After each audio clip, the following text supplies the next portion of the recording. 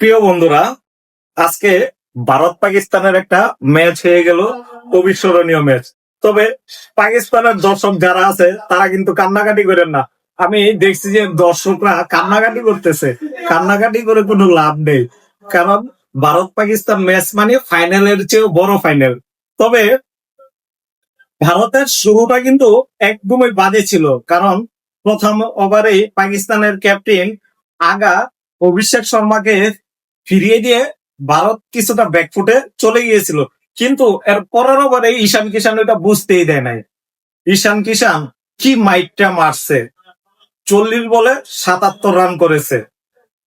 ঈশান কিষানের এই জরি ইনিংসের কারণে ইন্ডিয়া 20 ওভারে 175 রান করতে পারছে। তবে বড় বড় খেলাগুলাতে কিন্তু আপনার লেখাপড়া করাটা অতি জরুরি। ভারত কিন্তু উসমান তারিককে নিয়ে লেখাপড়া করেছে, সেই কারণে উসমান তারিক ভারতের সাথে ততটা সফলতা অর্জন করতে পারে নাই, কারণ সে উইকেট নিয়েছে মাত্র একটা। তাছাড়া ভারত পড়ালেখা করে নাই সাইম আইয়ুবকে নিয়ে, ওই কারণে সাইম আইয়ুব মাঝখান থেকে 3টা টপাটপ উইকেট নিয়ে চলে গেছে। কিন্তু কথা হলো পাকিস্তান, পাকিস্তান কি পড়ালেখা করছে? আমার মনে হয় না। পাকিস্তান তো ভাই ভাই নিছে, ওরা তো কথাতে পটু, আওয়াজে পাকিস্তান। পাকিস্তান তো ভাই ভাই নিছে, আজকের ম্যাচটা শ্রীলঙ্কার মাটিতে হবে, ভারতের সাথে জিতেই যাবে, তাই না? ভারতের কি ওই দিন আছে রে ভাই? ওই দিন নাই তো।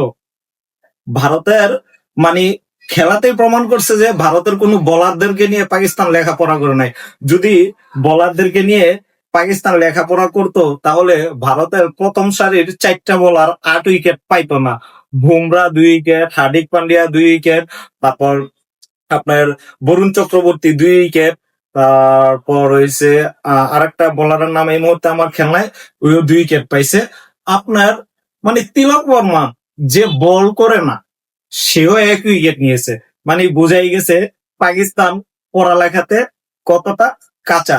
এমন কাঁচা পেঁপে দিয়ে খেলা চলে না, পাকিস্তান শুধু কথাতেই চলে, আওয়াজে পাকিস্তান ও মানে পট পট পট পট করে খালি খয়ের মতো ফুটতেই থাকে, কিন্তু খেলাতে। আচ্ছা আপনারা বলেন তো, দর্শকরা যারা আমার ভিডিওটা এই মুহূর্তে দেখতেছেন, আপনারা বিগত কত বছরে আপনাদের কি মনে আছে পাকিস্তান কবে ভারতের সাথে কোন ম্যাচে মানে ভালো ম্যাচে একটা জিতেছে? যদি মনে থাকে তাহলে ওই দিন তারিখটা অবশ্যই আমাকে কমেন্ট করে জানাবেন।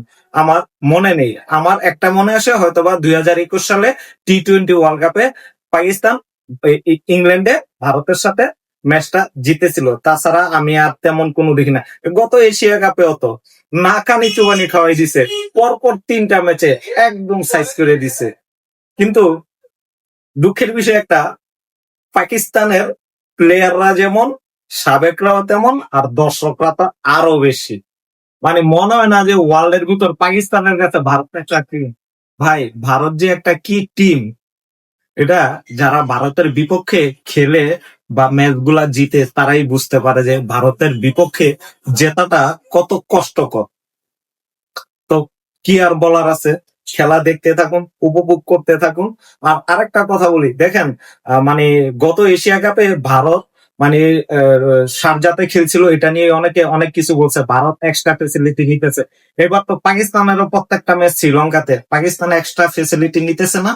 এসব বাদ দেন, কারণ রাজনৈতিক প্রভাব যেহেতু আছে, দুই দেশই এক্সট্রা ফেসিলিটি তারা পাবেই। ভারত তো শ্রীলঙ্কাতে খেলতে আসছে পাকিস্তানের সাথে, ওই এই জায়গায় তো ভারতীয় দর্শকরা বা ভারতীয় মিডিয়া কিছু বলে না। কিন্তু এটা যদি পাকিস্তানের বিপক্ষ হইতো তাহলে পাকিস্তান মিডিয়া আর পাকিস্তানের দর্শকরা কি যে বলতো, এগুলা শুধু আওয়াজেই পাকিস্তান আবাল আবাল, 1 নাম্বার আবাল সব পাকিস্তানের দর্শক গুলা।